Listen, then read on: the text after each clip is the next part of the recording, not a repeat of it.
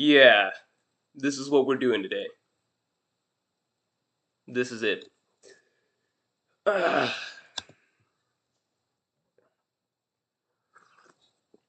So, who's a longtime stream viewer? If you're a longtime stream viewer, you know why we're doing this.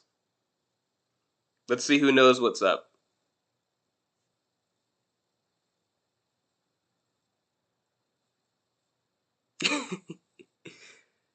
BrownieBot says, what does this say? BrownieBot says budget stream. My neck is gonna hurt doing this for like a few hours. This is gonna be a pain. No, I'm not back in jail. Spade, thanks for being a Pirate King tier member for 10 months. The Pirate King podcast is coming out tomorrow. That is an exclusive monthly podcast, even better than the Yonko podcast that comes out weekly. The Pirate King podcast comes out monthly, and that's going to come out for you guys tomorrow. No way you escaped level 6 Impel down and got sent back. Yeah, I keep breaking out and getting sent back. It's crazy. Let's get the stream likes up to 100, because this stream needs it, because of the circumstances. The reason it's not the homeless arc. No, this is my parents, my family home's basement because I am in my hometown for the week. So yeah, this is just the way the stream setup has to be. I'm also streaming on Wi-Fi and not Ethernet, so we're very risky right now. Let's see how it goes. Yeah, I hope that the audio is okay. Visuals are just what they are. We just got to deal with it.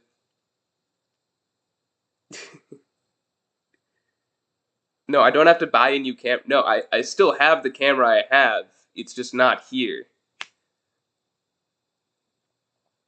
No, I'm not home. This is a nice. I should show you guys around. It's a nice basement. I don't want to show my I don't want to show my family's basement around, but it's a good basement. It's not. I'm not homeless right now. The homeless arc was different. That was when I was in Baltimore. That was not a nice situation. That was more of a, white room, four walls sort of situation. That's pretty much it, and a couch. Hurrying Lyrics 44, thanks for being a member for 6 months. Be careful in there, Morj. This is my family home. I am very safe here, I promise. Emperor Beast Kaido, thanks for the 5. Morj in jail now. They found out he stole his own car and put the he put the police. So it's nice. As far as I know, my car is being fixed right now. Back in where I normally live, my car is being fixed right now. So by the time I get home, I should have a car again. That's what should happen, unless some other bullshit happens. And put the police on a wild goose chase for his own entertainment. Shake my head. Let me tell you guys, the fucking police. You can't put them on a wild goose chase because they don't care. They're not interested in catching anything, geese or otherwise. You can tell them whatever the fuck happened, and they'll put down their notes, and they'll put it in the system, and then it's fucking gone. And it's like, well, hey, look, if we happen to find your car, we'll catch the guy and bring him back. It's like, motherfucker, like, the chances of you finding the car in this gigantic fucking city is the same as me accidentally stumbling upon the car. If you're not looking for it, why would it randomly come across you? I don't know. Again, let's be very clear. A towing company found my car, not the police. The police do not find anything. Uchek gifted. Thanks for gifting 5 memberships, man. I guess it looks like I need it because apparently this is a shitty basement. It is a nice basement. I wish I could show you guys around. Everyone say thanks to Uchek, Phoenix Allen, DJ Amp, Ampolina Top Hat, 916, and Chain Jail all say thank you to Uchek. Snab, thanks, man. Hi, Morj, fun seeing you here, new here, first stream. Oh, this is the first stream? I'm sorry that this is the experience that you get for the first stream. We're still going to make it a very entertaining stream, but forgive the audio and visual quality for this one. CVMX, thanks for the 5. Hey, Morj, I'm from Cell Block 8, big fan. You can join our gang if you ever transfer. Cheers. Alright, good to know I'm welcome in Cell Block 8. Ooh, thanks for the 2. Oh my god, I'm so fucking mad. Ooh's been talking about this alien bullshit every stream for the past, 10 streams. And then some shit actually happens. A lot of people are talking about the alien stuff last week. I, for one, am very, very excited at the prospect of, alien life. Okay? But last week's stuff didn't really convince me. You saw lots of memes and shit going around like, oh my god, Congress announced aliens, and, no one really cares. It's like, because they didn't really... I like to believe that what's being said is true, right? I like to believe that, but at the same time, the real thing that people are looking for is not, like verbal accounts, right? What we're looking for is some physical evidence. That's what's going to convince, if we found out an actual alien body, right? Like if an image of that was going around or some shit, or like something like that, right? That would have everyone going crazy. This is more of a wow. This sounds like it could be true. It seems like these people, like, they're putting they're putting everything on the line to come up and talk about this shit. But at the same time, it's like that's still not enough for me to be like, okay, we just got evidence of aliens. That's not the same thing. I would really love for it to be true, and hopefully some evidence comes along in the near future that proves what they're saying. But at the moment, I'm just like, okay, this doesn't mean that much to me just yet. And Quest, welcome to Pirate King Tier, just in time for the podcast that'll be coming out tomorrow. Caveat, it might come out a little bit late in the day tomorrow. I don't know 100%, but I should have time to record it today, so that should be all good. But yeah, thanks. Thanks for joining. Where we at? W prison stream. All right, let's get the likes to 200. Goomba Boomba, thanks for being a Yonko to your member for 10 months, man. Morj, blink twice if you're in danger, otherwise Bollywood dance. Wait, those are the only two options? Why is there not an option for me just not... So either I'm in danger or I have to Bollywood dance. I don't know how I feel about that. Why don't I just get an option to be safe and not have to dance? All right, I'll just say I'm in danger then. I don't have to do the dance. Wait, no, some people might take that seriously. I'm not in danger. Do not take that seriously. I'm fine. Snap, thanks. Dude, I have a 10-month member, not new fake. I have a 10-month member, not new fake like us. What? Well, I don't know what to say. Wait, what?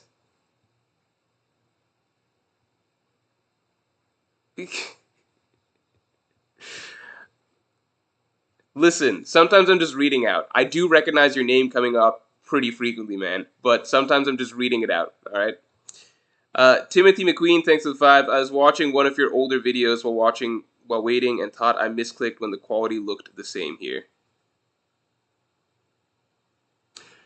Old videos, like, I think you have to go back to 2017, 2018, 2018-ish to get back to this type of video quality. It's just the way it is.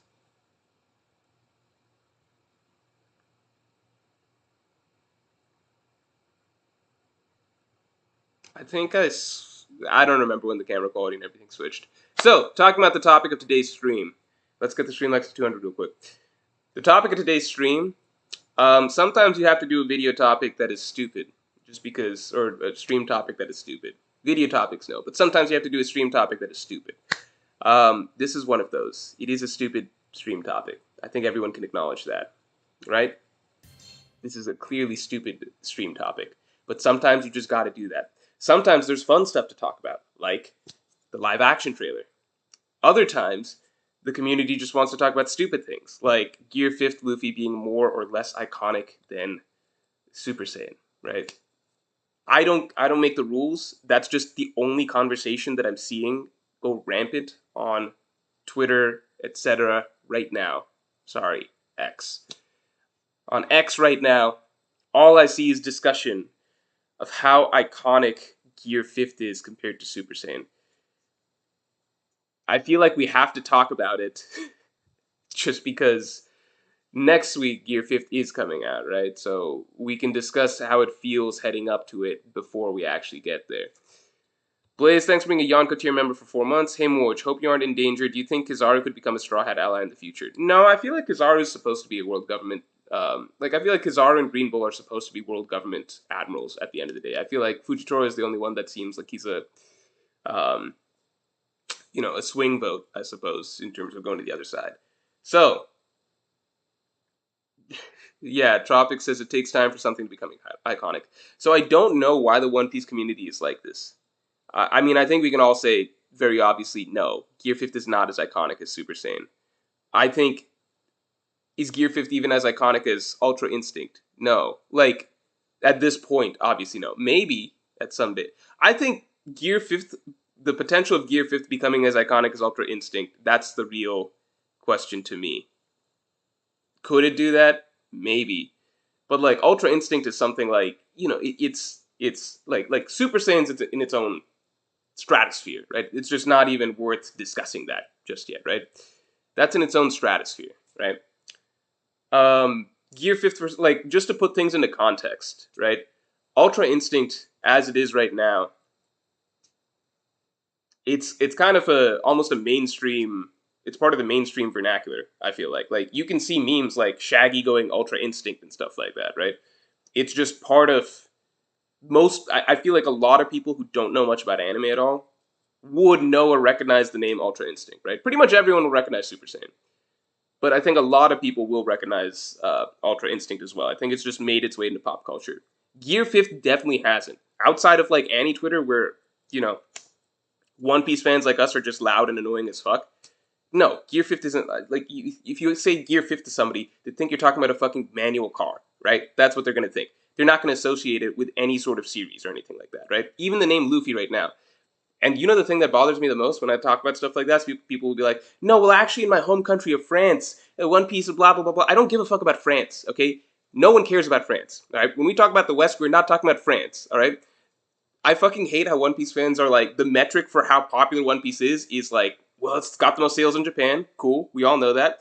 And if you talk about the West, it's like, no, no, no, no, no. It's so fucking popular in France. And like, I think in Germany, some people know about it and shit. It's like, shut the fuck up. That's not, no one cares. No one's giving you points for, you win France. Fine. What about the rest of like all the other Western countries? Okay. Across the board in those, still, no matter whether you like it or not, Dragon Ball Z beats it by a million like points or whatever, and so does Naruto even to this point, unfortunately. Although we could beat out Naruto in the near future, maybe live action, hopefully. My Hero, I don't know where it's at right now, stuff like that. But you know, we're not there yet. We're just not. Live action, a lot of it's riding on that. But you know, I'm fucking serious. If I hear somebody bring up France one more time when they want to prove One Piece is popular in the West, I'm just like, this is fucking sad. Like, this is so fucking sad. Congratulations. The fucking French like One Piece. Great. They also like Asterix a lot, right? But I guarantee many of you fuckers don't even know who that is. I think I own pretty much all the Asterix comics because my dad owned all of them and now I own most of his. But, you know, like, there's shit that, like, cool. Like, since when did we care so much about French culture? Are you guys fans of Tintin? Tintin is Belgian technically, but you know, there's a lot of crossover there. Why is this such a big W that we win France? Behenor, thank you. The more I reread One Piece, the more I think that Nika makes perfect thematic sense, even if it could be foreshadowed better. Yeah, I agree, and that's actually a video topic I want to do potentially as soon as Gear 5th drops, so that's what I'm considering right now. I'm going to see what happens with this next chapter, and if there's nothing super interesting about the next chapter, then I want to do my Gear 5th video. Also, everyone, please watch Alexander's Twitch react to Opie. He's great. No, don't go over there. You guys stay here. Forget about that guy. Justin Holland, you're going to come in and shout out Alexander at the same time. Unless he's not streaming right now. If he's streaming at some other point, then, you know, sure, go ahead. Justin Holland, thanks, man. What is Imu's opinion of Luffy being the second Joy Boy in your opinion? So we know that Imu is obviously looking at Luffy's bounty posters and everything like that before Wano. So Imu had interest in 4 people. He had interest in Blackbeard, Luffy, Shirahoshi, and Vivi. And I think we're getting the idea of a lot of reasons for why each of those. Vivi, obviously descendant of Nefertari Lily. Shirahoshi, you know, her being Poseidon. And so I think that Blackbeard and Luffy, I think that Imu's got to be thinking something along the lines of, like, maybe not the next Joy Boy, but at least in terms of, like, he's got the Will of D on his mind, even though he plays it up as, like, it's just, like, fading echoes, etc. The fact that he's still looking at those posters means that he's thinking about the potential threat of them in some way. So I don't know if he thinks one of those two could be the next Joy Boy, and that was his thought process, but definitely he's on to the fact that Luffy could be special in some way. God 4 Ragnarok talks, and he's seen the Straw Hat, right? We still don't know we forgot. What's the Straw Hat on Marijua for? We don't know. God 4 Ragnarok talks about fate versus free will. Just as iconic is my answer. Just as iconic is my answer. I just don't think you can, like, if you want to talk about it being better or worse, that's a discussion, but I don't think you can talk about iconic just yet. I just don't think you can. It's not even out in the anime, right? Iconic, I think most people have said, it takes time, right? Like, it's, put it this way, I'm a huge LeBron James fan. He's my favorite basketball player. I'm not going to sit here and argue that he's as iconic as Michael Jordan because, you know, it's one thing. I can argue if he's a better basketball player, but iconic is totally different, right? Like, Michael Jordan is such a great player. Like, the legacy he left behind is so great that, like, my sister literally thought that, like, I was telling her a little bit about basketball, right? So she was like, okay, so who's the best player? Is it still Michael Jordan? She literally thought, and I guarantee there's still people out there that still think, who don't know much about sports or basketball, that still think Michael Jordan, player that that could still, like, is he still playing or whatever? Is he still the best, or is he still considered the best or whatever? Because the name is just that carries that much weight, right? God of War Ragnarok, I mean, I still got to get through the current God of War. I took a long break from that. Again, I can tell that the writing for it is good and much better than I was initially thinking, but the gameplay, it just feels like a bit of a slog for me so far. So I know it's a short game. I'm going to try and push through it in a bit, but not really playing it right now. Timothy McQueen, thanks for the 2. It's okay in this case to dead name Twitter. Jarence Rambo, thanks for the 2. Which character would you say is the hardest to scale? Oh, that's a good question. I'd say Boa Hancock. I think she was the hardest to scale when we did the top 30 ranking. I think Boa Hancock, it's just very difficult because of the nature of her ability. And we don't really get to see her fight much in actual combat against anyone strong outside of Blackbeard, but people showed me that that was a surprise attack, so it's, again, hard to scale her. So the nature of her ability is difficult to tell, and how good she is at hockey, we haven't gotten a good showing of it just yet.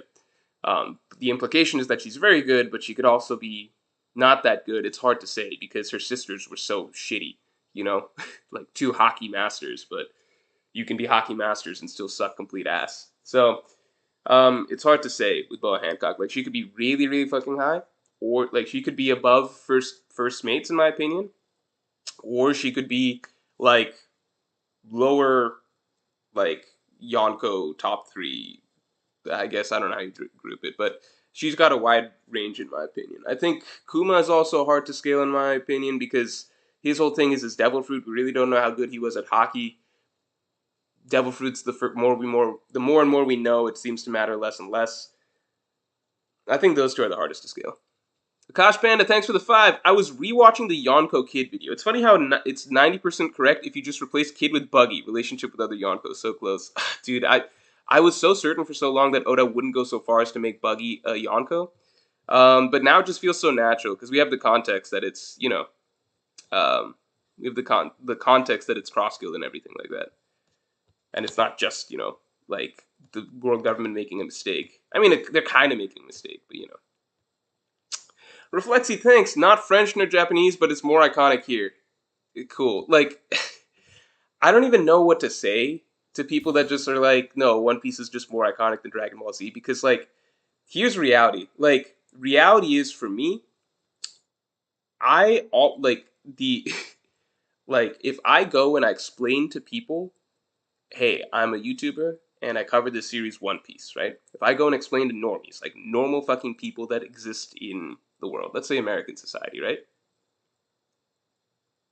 Vast majority of it is so rare that someone has even heard of One Piece, or if they have, they vaguely know about it, right? But they definitely would not be able to name Luffy as the main character, right? They're like, One Piece, okay, cartoon. Most times they don't know, and I just have to frame it with basically One Piece. Yeah, it's like a Japanese manga anime thing, basically, and they obviously know what anime is, but like most times, in my experience, and I have done this a lot because I do YouTube. I'm pretty invested in this shit. The amount of times that I've had to explain to Japanese anime manga, you probably don't know it. One Piece, the answer is, okay, I haven't heard of that. That's reality. I don't care what, like, Twitter is not a real place. Twitter's not a real place. YouTube's not a real place. Reddit's not a real place. These are all little hubs of fandoms, right? These are little hubs of fandoms. The real world is very, very different. The real world, kids know Super Saiyan. They don't know. They certainly don't know Gear Fifth. They might know. They might know One Piece. Sometimes they might know Luffy. Sean Easton, thanks for being a Yonko tier member for 10 months. Don't hate on Tintin. I don't hate on Tintin. I love Tintin. I own, again, like, I literally own. You want me to pull out some Tintin comics? I think I have them literally over there. Let me be right back.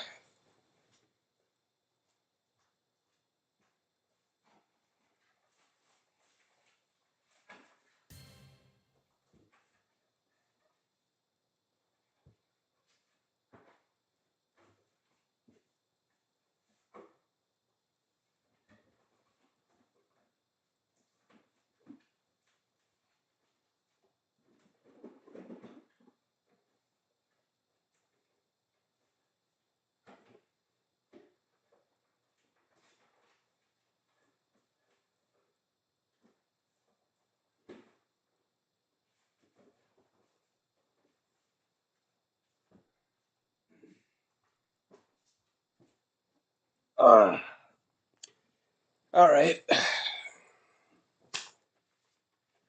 Tintin in Tibet. It's a old copy, not in the best condition.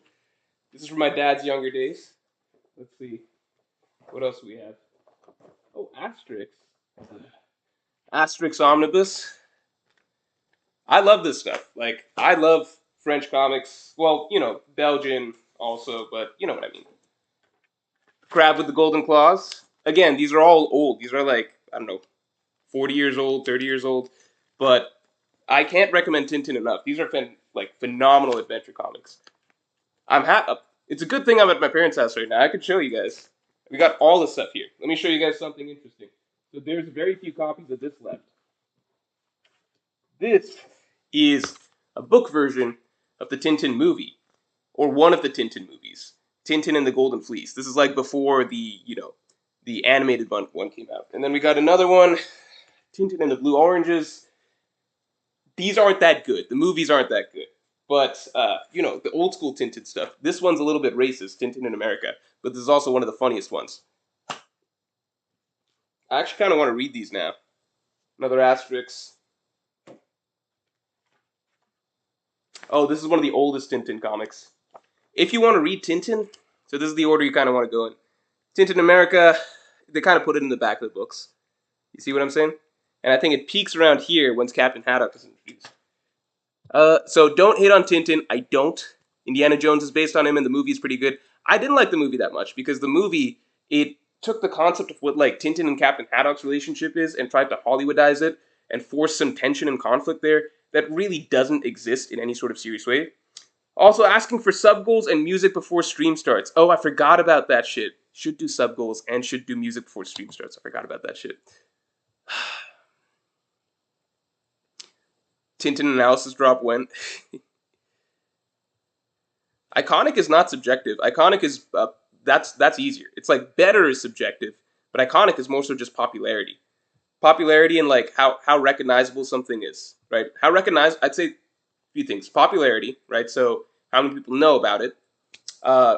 Like popularity, but then also um, the impact and impression it has, right? So a lot of people can know about certain things, but they don't have as much of a um, they don't leave as much of an impression, I suppose. So like put it this way, like same amount of people could know about, I guess, two singers, I suppose, like two famous musical artists or something, but you could like a lot of people could look at one as being more representative of a certain period of time or of a certain genre or something like that. You know what I mean? So it's, I guess, iconic. I guess you could put it as basically like how well known, but then also just how much of a mental impact that whatever it is, genre, sorry, not genre, like piece of art, individual, song, movie, blah blah blah, how much of an impact it leaves, on a certain number of people. I guess the way I would phrase it is basically like Dragon Ball Z is not just well known, it's what a lot of people immediately think of when they think of anime, if that makes sense. So it's not just popularity, it's not just like how well known the name is, but it's what defines the concept of anime to a lot of people. And to a lot of people, like a lot of normies, the concept of anime is either Dragon Ball, like so the idea of like people powering up and yelling and shit, and Kamehamehas and Super Saiyan, or it's Naruto, right? Which is like the somewhat weebier, like ninjas and doing this ninjutsu shit and stuff like that, and Naruto running, right? Like everyone fucking knows what Naruto running is. It's not the same as One Piece. One Piece just isn't there yet, no matter how you spin it. It might one day. Ryochiha, right on cue. Let's be honest, Naruto is ruined by Boruto. Yeah, I would agree, but the good thing is you can kind of just ignore Boruto, right? Via Recto, thanks for being a Yonko tier member for 4 months. Hey, good to be here for 4 months. What is the big difference between Usopp slash Koby and their courage writing? That is a really good question. I feel like the big difference is, I think the difference is that like Koby's move was honesty impact, right? I think Koby comes from more of a moral stance, right? In terms of like should do the right, like what's the right thing and how should like the courage to speak from his heart, if that makes sense. Like the courage to say what he's thinking and what he wants to do, and because what he wants to do is often the right thing to do, if that makes sense. So he's often afraid to actually speak his mind. So you see that with Alvida, with the Kainu again, it's from the moral stand. Like you see that with Alvida, you see that with how he viewed the Marines and how the Marines are acting in Shelltown and everything like that. Kobe, a lot of his fear comes from um, him knowing what the correct thing to do or say is in a situation, but having the guts to step up and do that, right? Um, Again, Akainu there, the scene that we just got, obviously. I think that Usopp's is more so a straight up fear of it's a more universally applied fear, if that makes sense. Like Usopp can be afraid of almost anything, right? You get to throw a bark, he's afraid of ghosts. You get to an island and he's just scared because he sees fire or something like that. Usopp's more. I feel like his fear is more so just like um, fear for his life, if that makes sense. And I think a lot of it is like, well, Usopp puts on a brave face and has a lot of bravado, and he's like, "Oh, I'm a brave warrior," etc. But inside, he's really scared. I think a lot of Usopp's stories about him actually acting like the type of man that he pretends to be, if that makes sense. So again, at the end of the day, both of them, they're overcoming fear, but I think that their characters are ultimately fundamentally different in certain ways. Also, Gear Fifth greater than Super Saiyan, but Super Saiyan is no question more iconic. Yeah, I think those are two different things. I also think that like you could debate. I think like as transformations, here's the reality, right? Like Super Saiyan is, it's the basic one, right? It's the vanilla one. It's what all others are kind of modeled after and changing, right? So because Super Saiyan only does one thing, it powers you up. It makes you stronger, faster, more powerful attacks, right? It does one clear thing, right? It just buffs your stats. That's what Super Saiyan is, right? That's why Super Saiyan 1 to Super Saiyan 2 to Super Saiyan 3, they're all doing the same thing. They're just buffing your stats. They're the most basic transformations in that sense. Um, Whereas other things, right? Because if you consider that like the central core of the idea of power up transformations, then for other stories, right, they have to start thinking of variations of that, right? So if Super Saiyan is model like model 0, model 1 or whatever, right? Um, Type 1, prototype 1. Then everything else needs to be some iteration of that. It can't just be, Naruto gets a power up so he's stronger, faster, better attacks or whatever. It's new things, right? He's like Sage Mode allows him to do a lot of things that he couldn't do before. Um, Biju bombs with the chakra, the Nine Tails chakra and stuff like that. Uh, Ichigo gets new attacks when he puts on his hollow mask or stuff. Well, Ichigo is kind of just a stat swap, but like no, there is variations in general. Like if a character is using Bankai, right, they're getting new moves and new move sets and everything, right? If Luffy's going through, or if, like in One Piece, if characters do Awakening, they're gaining new abilities, right? It's just the case for pretty much everything since Super Saiyan is that just having a stats boost is kind of like um, stats boost and aura, that's considered too basic now, right? You generally are trying to iterate in some way when you have characters do their power ups or their special moves, right? So in that sense, yeah, Gear Fifth, if you had like Gear Fifth today versus if you had like some other like let's say Dragon Ball was coming out today and a character revealed this form Super Saiyan, it's basically just like, oh, they boosted their stats, right? That's not as creative as something as Gear Fifth. One thing you could argue, which will come up in my video when I discuss Gear Fifth, is that Super Saiyan's transformation, the initial transformation where it happened, was better than Gear Fifth, which I would personally agree with because I prefer dramatic, emotion-based transformations. Even if you want to say, oh, it's just anger or rage, you have to take into account, like, well, it happened a long time ago, and two, I personally think that having some sort of emotional trigger is always better than having no trigger at all, which is what Gear Fifth was. Gear Fifth has probably got like maybe the least amount of actual character, uh, I guess, internal character work or like character emotional story to activate it to gaining the transformation because it's literally Luffy wakes up and he's just got it. So I think in that sense you could argue certain transformations over Gear Fifth. But if we're just arguing transformation, I think Gear Fifth is just more creative, right? Not about thanks for the two. Gear Fifth isn't even as iconic as second, third, or Snake. Um, I don't even know what to say about that. I mean, I think that the One Piece community obsesses over Gear Fifth at this point more than Gear Second. So I would say Gear. I don't know. I don't know. I think Gear Fifth is a bigger moment for the series than any of the previous gears. Daniel, thanks for the 10. I'm watching Dragon Ball Z for the first time, but through general pop culture, I knew what Super Saiyan was before watching. Yeah, for sure. Party McFly, thanks for being a Yonko tier member for 4 months. Power Vision tier. Super Saiyan is more iconic in the sense that it came like 30 years ago. Jesus probably would have been a regular dude in our time. Probably. What?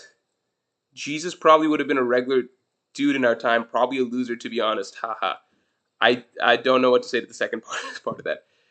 Eric Terlato says more countries exist than America, Morj. Spoken like a true Australian. How's it going on like the far, far, far, far fucking corner of the world? Hazard and Gibson, thanks for the 5. Hello, Morj. Do you think Gear 5th will provide any great character moments for Luffy, or do you feel it had those moments in Wano already? I hope it provides some good character moments. I hope it provides some interesting character moments.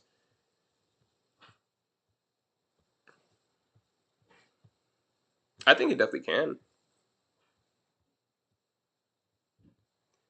Silverbum, thanks for being a Yonko tier member for 2 months. Lork looks like he got kidnapped and is being held hostage. Why does everyone say that? I'm happy I'm in my family's home. I'm happy here. This is where I grew up. Behenor, thank you. Paw Fruit can be read as 2-9, Nikyu, eerily close to Nika. So if the Lily theory is correct, maybe Oda's going for Lily being as important as Joy Boy. I don't know. One thing that people were telling me that was interesting was that um, the paw fruit, like the way it's phrased, Nikyu, it's like a stretch in Japan. So like Oda kind of forced the name Nikyu, which makes it seem even more specific that it's supposed to be 2-9. So I don't know. I like the idea that Vivi gets the paw fruit even more because of that. Um, on the flip side, some people are saying that Nika, couldn't that be 2-9? And from any Japanese person that I've spoken to, it sounds as though that would be like that doesn't fit at all. As as far as I'm not a Japanese speaker, so don't come at me over that. Disaster Master, thanks for being a Yonko tier member for 1 month. Concerning the mainstream topic, I think Gear 5th can beat Ultra Instinct in terms of iconicness. I don't know. Like, are we gonna get? Let's just say, like, are we gonna get memes like Shaggy going Ultra Instinct? Is that shit gonna happen? Like, is it gonna spread across the internet in a way? Like, you know what I mean? Like, you'll see random videos of people being like, "Oh, this dude just went Ultra Instinct," if that makes sense. Like, Ultra Instinct gets dubbed, like the music gets thrown over other things. The iconic music, um, like it just does in many many other contexts. Are we going to see Gear Fifth thrown into as many other contexts like that? I wonder what the music is going to be like. There's so many aspects to it. I think Gear Fifth can beat Ultra Instinct, but it won't be anything close to Super Saiyan from the Namek Saga. Yeah, probably not. Daniel Allen, thanks for the 5. Assuming Hunter x Hunter finished, does Gon get written back into the story and get his Nen back? If so, how? Yeah, I think Gon, of course. Gon's story is like it's only halfway done. I think this is ultimately Gon's story. I think the fact that Tagashi is taking Gon out of the story temporarily to write this other arc as a setup for the Dark Continent, it's so that once we revisit, then it'll be time, like Gon, Killua, etc. It'll be time to he's done the Dark Continent setup. It'll be time for Gon and Killua, etc. to go through their character stuff, get Gon back to form or whatever character situation he needs to be in, be that getting his Nen back, be that being as strong as he was before, stronger, having learned something, I don't know, and then probably ship them off to the Dark Continent. MF Bond 1, thanks for being a Yonko tier member for 4 months. Morj, what about Sailor Moon? That's pretty iconic. Where would you put it on the sliding scale of iconicness? So I think Sailor Moon's funny because I think the magical transformations, I think that is really, really recognizable to a lot of people because it's been um, not parodied, but like used in so many other situations. But I don't know if people know, like, I don't know if the average person, like, I think if the average person sees like some spin off of like the Sailor Moon type transformations, I think that they would recognize that that's or like a trope or like a visual thing that they've seen before, right? And it's an anime esque thing. So in that sense, I think that is iconic because it's just been used and iterated so often. I don't know if people would know that the source of this is Sailor Moon. I think One Piece is probably a more well-known household name than Sailor Moon. And for people getting upset about like me saying like, One Piece not as well known in the West and stuff like that, like let's just be clear, this is from the word of Oda, like words of Oda himself. He has been very clear, the One Piece live action is his last chance to introduce One Piece to the West. That's what Oda said. In Oda's mind, and I think anybody that's being honest with themselves, you know that One Piece really isn't a household name in the West, not even close to Dragon Ball Z. but not even up to par with Naruto, which by all accounts is a much less successful series than One Piece in totality, right? But I think Oda's well aware that what, and I think Oda's even talked about that. Let me see.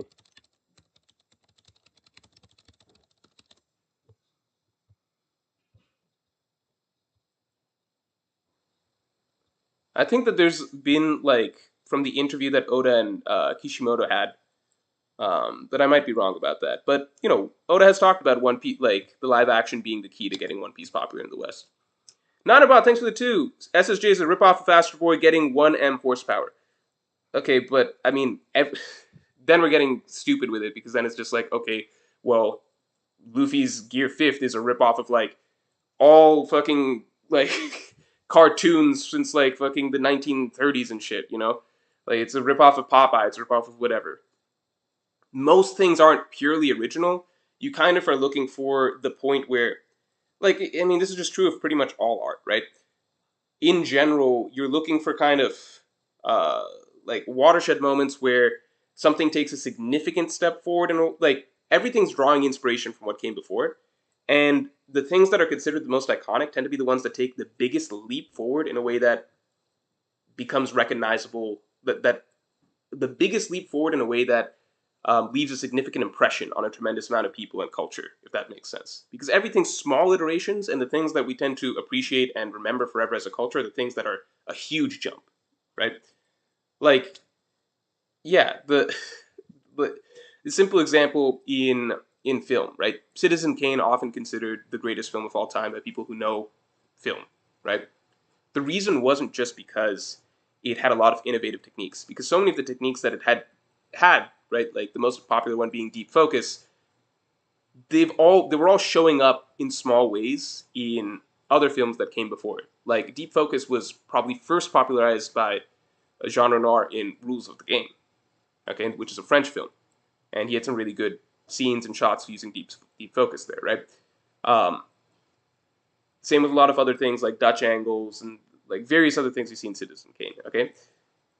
But then Citizen Kane came along and just did everything on a much more, I suppose, polished and I guess polished and extract like polished and more thought out level, and used like it just elevated all of these techniques that were being done before and also brought them all together all at once. So it was a huge leap forward from everything that was happening prior to it, even if it's drawing from past things, right? It's not inventing everything from scratch. It's just taking what came before and leaving an impact that's, it feels like a huge step forward in terms of how everything has been done up to that point. So you can see that in pretty much any art form, whatever, story writing, movies, music, etc. There's gonna be like no one invented rap, for example. No one invented like Elvis's rock that's drawing from other things, right? Like there's so many other pieces of art that you're going to see as you can always be claiming, well, this is based off of that, this is based off of that, etc. And it's all based. It's just a sliding spectrum. It's always moving. So the things we're looking for are what are the huge moments that stand out in a way that everybody kind of recognizes that as like, holy shit, this feels like something really bold and new. It's never going to be 100% new, but that doesn't mean that it's not changing the game in a way that is always going to be viewed as like, okay, this was the real launching off point. And that's what Super Saiyan was.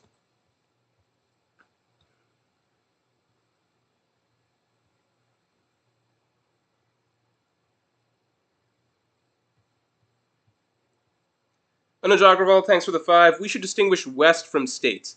One Piece is more popular than Naruto in France, Germany, and other. God damn. If I hear France one more fucking time, I'm done, dude. I don't want to hear about France. Maybe One Piece is more popular than Naruto in Germany as well, and certain other European countries, but again, like, argue with Oda. In Oda's mind, One Piece is not popular in the West. His words, not mine. So, what do you want to say about that? Justin Holland, thanks for the five. Without Luffy taking up the pirate path, ironically, Garp and Koby never would have met. Nika could be one of the secrets being made public this arc.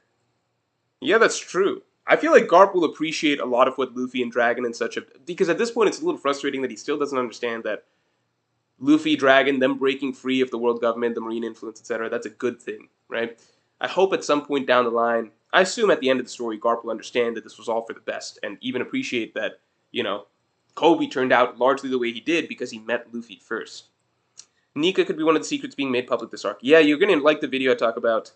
Um, I talk about a lot of that tomorrow. Um, I think that there's a reason that Wano was kept so isolated, and I think there's a reason that Egghead Island is kind of the reverse of Wano in a sense, in that it's very, very much being framed as like, yeah, this is going to be some shit that the entire world hears about. So, buckle up. Let's get the stream likes to 300 real quick.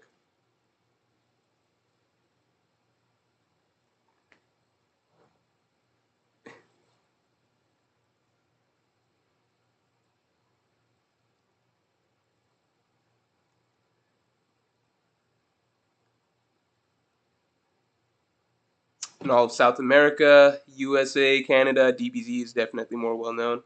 I just don't want to like. What's the point? What's the point of arguing it? Like we all know that Dragon Ball is more well known overall. We all know that in our heart of hearts. There's no point arguing it just yet. I think we got to let Gear Fifth come out, see the type of impact it makes. Um, we just gotta give it a second.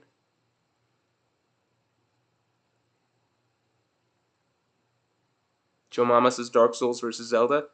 It pains me to say this because like Zelda is what I grew up with, but at this point I can't say it. Like I like the Souls games. I like From Software better than Zelda. Yeah, I still love Zelda. It's just I fucking love. I like it better than God of War. I'll tell you that.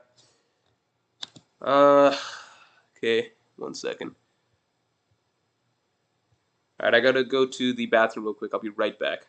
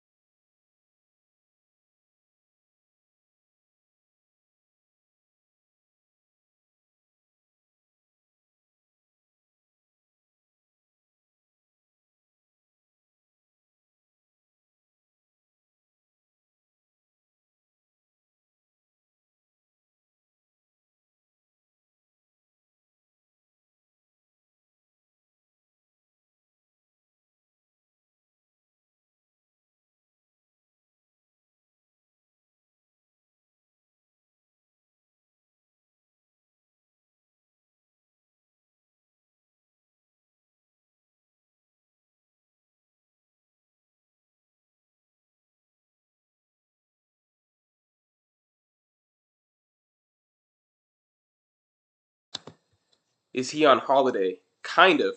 So I went to a wedding in Pennsylvania over the weekend, and because I'm in, like right now I'm in Maryland, which is very close to Pennsylvania. Basically, because I was in the area, I was like, okay, I'm just see my family for a week.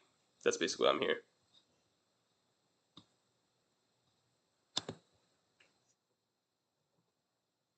Wrench Dodger 2000 says only one of two bathroom breaks he's allowed all day.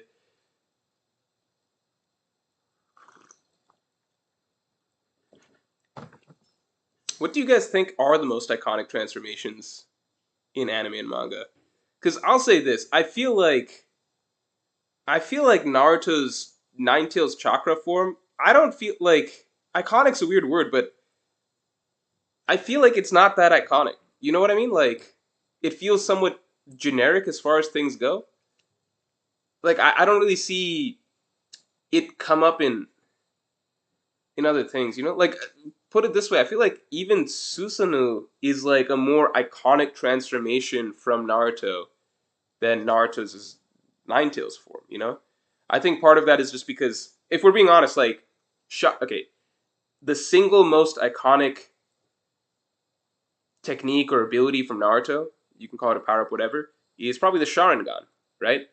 I think the Sharingan's the thing that I think a lot of people just associate that series, like Naruto, that ninja series with the crazy eye abilities and stuff. At least that's the sense I get. Um, I don't know if One Piece necessarily has something quite like that just yet, and I think Gear Fifth could be it. Uh, Jujutsu Kaisen. Okay, Jujutsu Kaisen. I can't pretend I'm not enjoying the fight at this point. It's just I think it's just a bizarre way to do the fight. I don't know. I think Gon's transformation with the hair. I think that that's some very iconic imagery. You know, because you see that. Like to me, when you see things memed or in other contexts, right? Like Ultra Instinct, the music. It's an iconic piece of music that you'll see in fucking TikToks and YouTube Shorts and stuff like that. Um, you'll just see it in random contexts, right? Gone and the hair thing, I think that you do see that in a lot of other contexts. I feel like Sharingan, at least at some point in time, was very, very popularly used. I feel like One Piece it doesn't have something quite like that in my opinion, which is not a bad thing because I think like One Piece's strength is its, in my opinion, its story and its characters and its writing. I don't think its strength has ever been necessarily um, the crazy abilities it has, you know, as far as other things go. Like I think its strength has generally not been battles compared to other shonen, but its actual story and its writing and its plot and its world and all of that stuff. I think Gear Fifth is new and I think very exciting for readers because I think this first happened with Gear Second. So when Gear Second came out and I was very young, when Gear Second came out and I was very young, that was the first time, and Luffy fought Lucci in the anime. That was the first time that one I saw popularly on YouTube and everything, One Piece fans being able to applaud and really hold up a piece of an anime battle and be like, "Look, this shit's crazy. Like this is what One Piece is. This shit's crazy. Like you see how fast they're moving and everything like that." And I think that was the first. I think that brought a lot of new fans into One Piece and kind of opened people's eyes into that. Like people who didn't know the series opened a lot of eyes that like, okay, it's not just a silly kiddie show compared to because people were dumb back then, right? They were like, oh, Naruto and Bleach, those are the mature ones, right? I think the Luffy versus Lucci battle, at least that was the first thing that people could point to, One Piece fans could point to and be like, look, no, this is our shit, right? This is pretty crazy, isn't it? A lot of that is because Oda didn't even used to do a lot of the classic anime battle tropes of like characters zipping around and moving so fast you can't even see, but then with the CP9 battles, that became the norm. And I think that was a good thing for the series, right? Like Crocodile is a very dramatic fight, but I don't think it's like a crazy well animated fight compared to a lot of, you know, like Ichigo versus Byakuya or something like that. So that's something to consider. I think Gear Second was the first time we had something like that. Gear Fifth is the first time I think that I can recall that One Piece really has a singular form or ability or power that feels like it's truly, truly like extremely unique across all anime manga. So I think the potential here is tremendous for sure. Just gotta wait to see how it's animated, and as far as I understand, like they're throwing the kitchen sink at it in terms of directors and effort and all of that stuff. Nick on the radio, thanks for the five. With giants living hundreds of years, it's logical to say that today's giant parents or grandparents were alive during Void Century. More relevance for Elbaf. I think that's a really, really good point. I just don't know if if Oda's going to skim over it in Elbaf. You know what I mean? Like, is it something? Because the way to put it is this: I think lots of times when series, it's the norm, right?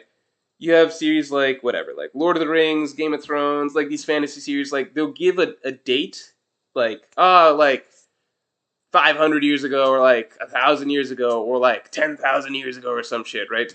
This crazy stuff happened of legends, right? I think very, very often, once the author is thinking just like centuries and centuries back, I don't know if they're putting that much thought into exactly what the time frame is, like how far back is this exactly. I think the author's more so just like, okay, it's gotta be far back. Let's say fucking 1,000 years ago, 800 years ago, something like that. I think that that's possible. Because sometimes when fantasy authors and mangaka etc. give these sort of ancient time frames, it seems very arbitrary. I'm like, does it really fucking matter if it was 1,000 years ago or 2,000 years ago? You know, who's really thinking that deeply about it? Um, so I wonder how important it is that the Void Century was 800 years ago, and how much Oda thought about that when considering like the lifespan he chose to give certain characters like the Giants. You know, because maybe it is really important, but then at the same time, the fact that Saul had to do so much work to get the poneglyphs over to Elbaf and everything like that, when it is very possible, you know, like couldn't the Giants have just written some shit down? You know, um, like if it was just 3 generations ago, like their grandparents' generations, couldn't they have just written some shit down in like a diary or something like that, and like just told their kids or like their son and their daughter or whatever. So I don't know how I don't know if Oda's going to avoid that reality that hey, in theory, the Giants should know pretty much everything, or if that is actually going to really, really matter when it comes to the true history and all that. And they gave us a lot of information.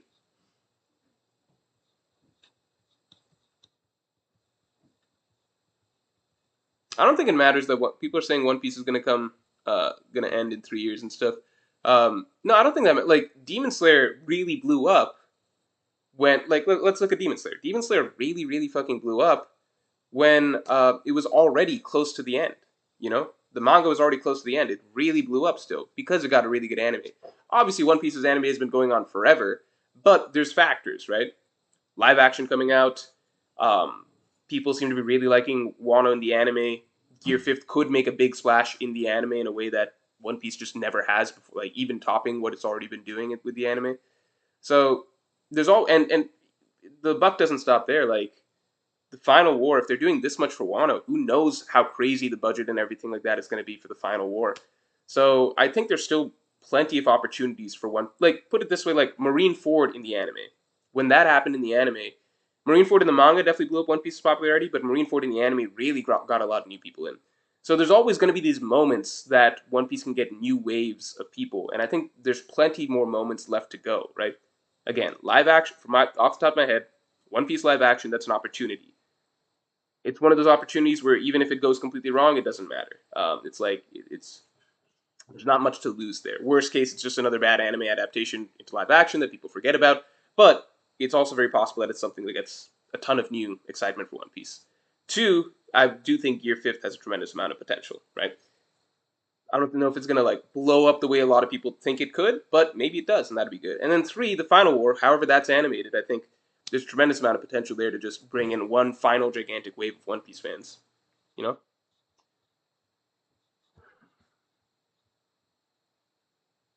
Ninerbot says, "Is the Wano analysis canceled?" No. And fun fact, I've actually worked on it a little bit this weekend when I had some downtime. The the Wano analysis, it's still coming.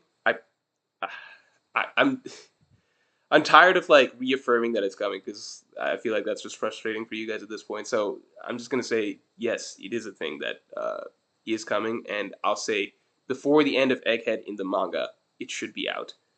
Um, I could also say before Wano ends in the anime, maybe when Wano ends in the anime. I don't really know exactly what the time frame is, but at least before Egghead ends in the manga. Jolly D Joestar, thanks for the two. One Super Saiyan, two Ultra Instinct, three Super Saiyan 4. Is Super Saiyan 4 that I caught? What? What about Super Saiyan 3? 4 Gear 5th, 5 Monster Gone. Is this your prediction for what it'll eventually be? Let me think what else. I don't know about Ichigo's Bankai. It's hard to say. Bleach is like, I just really don't know where to put Bleach in terms of iconicness at this point because I really don't know where to put it. Um, I feel like I could lowball it or highball it. I don't know. Bleach, My Hero kind of fell off in terms of popularity, didn't it? For whatever reason. And then what else? Demon Slayer doesn't really have power ups like that. Jujutsu Kaisen doesn't really. I guess domain expansions. Okay, let me just say this about domain expansions. This is just the most frustrating thing to me. Because I like the idea of the current fight. But let me just say this real quick about Jujutsu Kaisen. Okay, and then some Jujutsu Kaisen fans can um, just real quick, can some Jujutsu Kaisen fans? Gon is not iconic. I agree, Gon's maybe not iconic in that sense. Like, I don't know how many people know Hunter x Hunter, like the details of it, but I think that the transformation with the hair, I do think that that is a very, it's an image that you see in many different contexts with different parodies and versions of it. You know what I mean? Which I do think, in that sense, I kind of say it's like a softer version of kind of like how Sailor Moon its transformation is done. No, it's not the same because like Sailor Moon's transformation is done like legitimately in many other series. Like they draw from that, right? Whereas Gon's it's more like you just see some internet memes of that type of thing. So it's not the same. I agree. But I do think Gon's hair thing it's not more iconic than Gear Second or One Piece. Let's not go that far. Man, arguing iconic is so weird. Anyway, let me just ask a real quick question about Jujutsu Kaisen because this is the thing that bothers me the most, which is domain expansions, right? It's a cool ability concept. I just hate the fact. To me, it's just like if you're gonna write a series where you have this really cool ability idea of like you can turn the battlefield into your reality, right? Why write it in a way that you can only have one up at a time? Because to me, the whole beauty of like these like really creative anime and manga abilities, right, is seeing them fucking interact with each other. Like, how shitty would JoJo's be if only one stand could work at a time? You know, like okay, like, we're gonna fight, but only one person's stand is gonna work. You know, or like Nen, if only one character can use Nen at a time. I just don't get it. Like, why write the story in such a way when you have if you have two characters using their strongest abilities, which are domain expansions? The interesting thing is not to me. The interesting thing is not like, oh well, whose domain is technically more polished, whatever the fuck that means. So like, whose domain actually gets to like win out, and then that's just the fight, the battlefield that we're fighting in, or whatever. Because it's just a vague concept of like, well, this person's domain is more polished. Like, what the fuck does that mean? That's there's no interaction happening there that's interesting for me to like to watch. I think that the author took something that is a shitty concept, which is only one domain can work, and did the best they could to make that interesting with Gojo versus Sukuna by giving them both like little tricks with their domains that are unique to them to like be like, okay, now this person's got it up, now they both got it up at the same time, etc. But that's like one scenario. Why can't you just do that? Like, why write it in such like why why write a series where the entire like most interesting part of the power system is basically like, well, only one person's thing works. Just cut off all sense of interaction. That's so it's inane to me. Just it makes no sense. I'm trying to put that in the context of any other series. I'm like, in One Piece, I would love if I could see two characters with awakening fight, like Doflamingo with his awakening, Katakuri with his awakening. I would love in JoJo's. I like the fact that like you can have two stands using their abilities at the same time, and both unique abilities are activated at the same time, and you see who's wins. Why would you write domain expansions to to to not be able to mix together? Hakum Larchi says Morj, it's quite obvious. How would someone's domain expansion take Dominion if there's already one up? But that's the whole point. The author designed it like that. The author designed an ability set that was built on the premise that, well, instead of interacting with the other person's ability set, I'm only going to have one. The author didn't have to design domain expansions like that. You get what I'm saying? The author could say the battlefield goes half and half, or both, like it's a mix or something like that, or just change what domains are like entirely. It just makes no sense to me to be like, okay, in this series, when a character uses their best ability, only one character is allowed to use their ability. You cut out the whole concept of interaction. It just makes the idea of like, well, what if one character has a really interesting ability that you want to see interact with the other person's ability, like you see in any other fucking series, like Bleach, or JoJo's, or Hunter x Hunter, or One Piece, or Naruto, right? Character uses an interesting ability, you want to see it interact with the other interesting ability. In Jujutsu Kaisen, it's just arbitrary. It's like, no, this person, only they get to use theirs. Why? It's just more polished. What? What does that mean? It's just more polished. It's just you only get one. That's fucking boring writing. It doesn't make any sense. It goes against the whole concept of writing a creative clash of abilities. I just don't understand why an author would handicap themselves like that when they're designing their power system. It's the stupidest thing I could ever possibly imagine for anime or manga. Only one person gets to use Bankai. Wow, what an amazing fight. Who gets to use Bankai? Oh, whoever trained their Bankai better, they get to use it. Okay, cool. Well, I have a really good fucking Bankai. It'd be cool to see it clash with yours. But you trained yours better, so, fuck me. It doesn't matter. It's fucking stupid. Rodolfo, thanks for being a Yonko tier member for 5 months. What do you think about Mugetsu from Bleach? Oh, I would love for Ichigo to have been able to go back into that form by the end of the series, that whole thing, but I think Kubo was just bored with that or something. I don't know, he just wanted new shit. I personally thought that the coolest Ichigo ever was, personally to me, was when he defeated Aizen and Mugetsu and all of that stuff.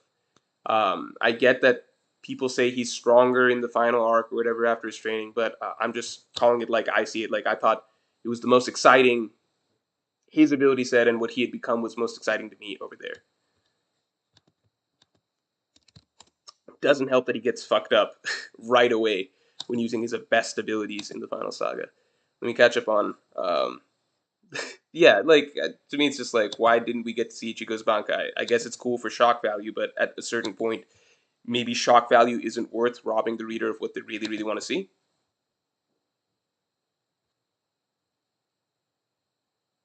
Mike Paradise's new Ichigo content that changes the whole ending. I would love to see that in the anime.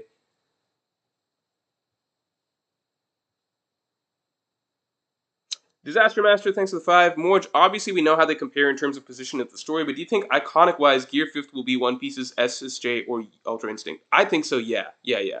In terms of like relative to their series, I think it'll be One Piece's Super Saiyan. I don't think One Piece will get like yeah, I think it's One Piece's Super Saiyan basically, like Devil Fruit Awakening. Goomba Boomba, thanks for the five. Can we get much higher and Skypea face? Oh, that's true. Skypea. You know what? Can we get much higher? I forgot about that.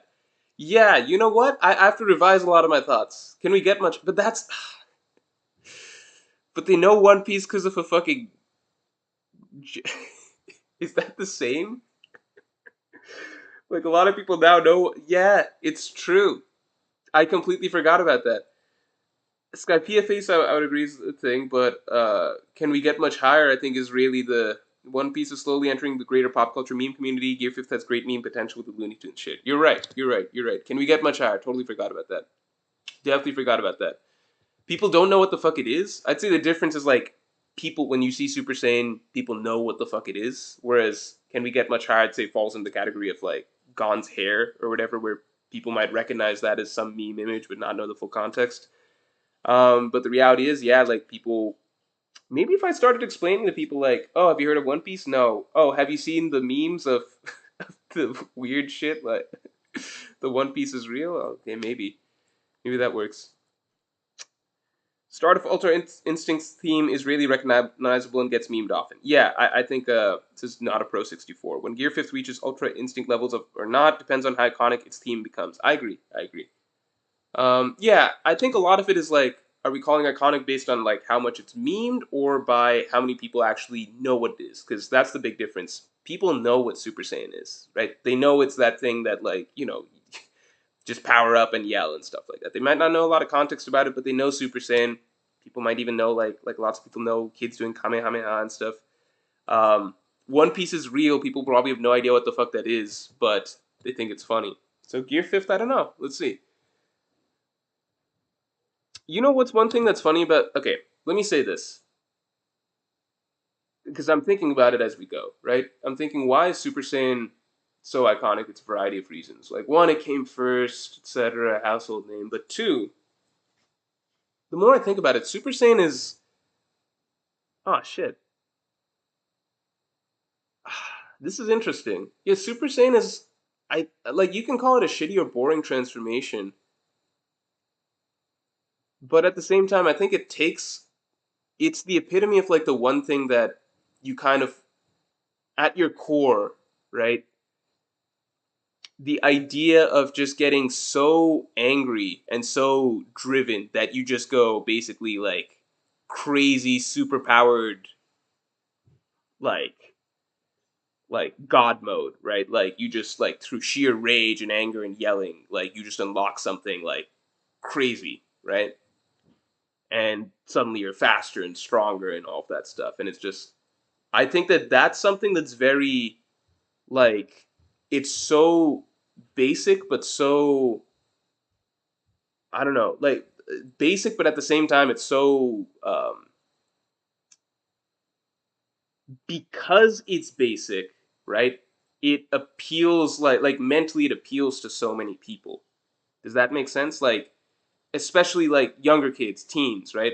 Like just the idea, like this little fantasy of like I can get so like I'm just so angry, I'm so fucking angry, right? Or like I'm so pumped, I'm so driven to do this, I'm gonna go fucking insane, I'm gonna go Super Saiyan, and then you just explode, and then suddenly you're in God mode and you can beat up anyone and do anything, right? And your hair is golden and everything like that. I think that is at the end of the day, like everything else has to iterate off of it, right? Like I talked about towards the beginning of the stream, like you can't just copy that beat for beat, so you got to think of different ways to make that sort of concept interesting, right? So like Naruto's got Sage Mode, Ichigo goes Bankai, stuff like that, and they've got different abilities. But Super Saiyan, I think it gets a bad rap at this point, but it stole like it already staked claim to the one thing that is like the most quintessential like aspect of what you think of like when you're thinking of a power up, right? Like when you're a little kid or whatever, like that sheer simple shonen um, appeal of like just you're so driven by like you want to win so bad, you're so driven by emotion, like you just unlock a new thing and you just like suddenly like through rage, emotion, all of that stuff, it feels very raw that suddenly you're like stronger, faster, and you can just do anything. I think in that sense, Gear Fifth is a little bit challenged because it's like it's not the same. Like if you're a little kid or a teenager, I don't think you're gonna be like, you know, I don't think you're gonna be like. It's not the same. It's like it's a cool concept, but it's not like I'd say Gear Second fits more in the idea of like, oh shit, like I'm a kid, I'm gonna go all out or something. I'm gonna be like, like I'm just gonna suddenly I'm gonna be really fast and strong. You know what I mean? Like a lot of this appeals to like little kid or like young teen fantasy or whatever, right? Gear Fifth goes in the opposite direction of that. It's something very goofy and silly. It's not like a rage or anger based power up. It's not like suddenly I'm like just gonna kick your ass because I'm bigger, like not bigger, but I'm faster and stronger or whatever. Um, it's the total opposite. So I don't think it's something that like, little kids are gonna go around being like, oh, I'm gonna like, like I'm so mad, I'm gonna go Gear Fifth. Like that's not a thing. Or like, do you get what I'm saying? Like it's just in terms of like young, young kid, young boy fantasy, I guess. Like in terms of like the type of power up that seems really cool or like that you aspire to or whatever. Like even later in life, like you might not think it literally or whatever, but like if you're like like the idea, like maybe you're playing a sport or something, or like lifting weights or something, like I'm gonna go fucking Super Saiyan. You're not probably thinking that exact thing, but like in your like there's a sort of um, image in your head, I suppose, of just like fuck it, like I'm just gonna go fucking all out and like I'm just gonna take it up a notch or something like that, right? Like I'm just so fueled by like testosterone or emotion, etc. You get what I'm saying? Gear Fifth is the total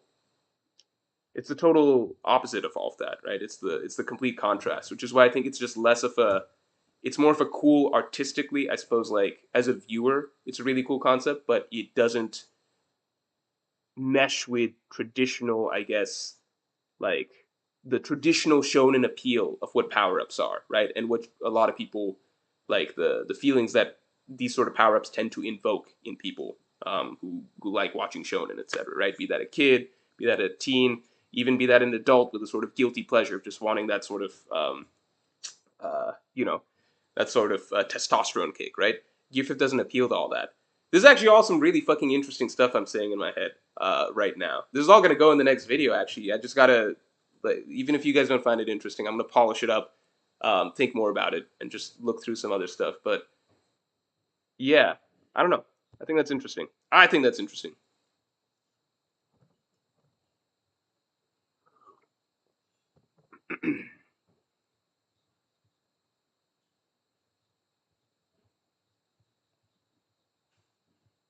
I think that's potentially a barrier to Gear Fifth's popularity in terms of like people like you can't imitate Gear Fifth, but if you're like a little kid or teenager or whatever, you can like imitate the idea of like, oh, I'm Goku, I'm doing Kamehameha, I'm like, I'm going Super Saiyan and stuff like that. And I do think stuff like that matters quite a bit. But I think Gear Fifth is something that can appeal to a lot of people who want more creativity in their anime in that sense. So different types of appeal, I suppose. Rodolfo, thanks for being a Yonko tier member for 5 months. What do you think about? Oh no, we covered this. We covered this. Sean Easton, thanks for the 5. Domain expansion should be domains concentrated around the user or a set point. Changing terrain and finding domain counterplay would be cool. There's so many ways I assume that the author could mess with it and like make it work with interacting with other domains. But just the idea that you write an interesting ability for a character, the most interesting thing you can do with that is have them go up against the ability of another character. It is not interesting to have only one character's ability up, especially when you know that the other character has a really interesting ability that they're just banned for using because of an arbitrary concept, which is like, well, one domain is just more polished, so that's the one we're going with. The whole fucking point of writing characters fighting with these crazy supernatural abilities is you want to see how the abilities interact, how the characters can use various like their abilities, their greatest strengths against each other. Just writing a system where it's only one person can do what they do Doesn't matter how fascinating or interesting or how cool or how broken the other person's ability is, because I just say they didn't train theirs enough, or like they learned theirs new, or like theirs is less polished or whatever, which it's just an arbitrary fucking thing to say. You don't get to see that broken ability go up against this other ability, especially if the other ability, like, it's so bizarre. It's like, well, what if one ability doesn't seem as good as that other ability? You know what I'm saying? Like, character A's ability seems worse than this other character's ability. So, like, in theory, character B should beat character A. But what the author's saying is then, like, well, no, but character A's ability is just more polished. Like, they just practiced making the fucking circle better that makes the domains. So, even though we fucking know character B's ability is better, they just don't get to use that ability in the fight. So we're working with character A's ability. It's just a bizarre scenario to write. Makes no sense. Ninerbot, thanks. Who's the bigger simp, Sanji or Denji? I think Sanji is a more exaggerated comedic like simp, whereas Denji, he's got some like it's more like a sad, pathetic, like real like but more real sort of like simp type loser, I suppose. Where Sanji is just like, he literally won't even hit a woman. Denji will do that. He's I think pretty much the vast majority of characters that he's killed have been women, like enemies he's had, right?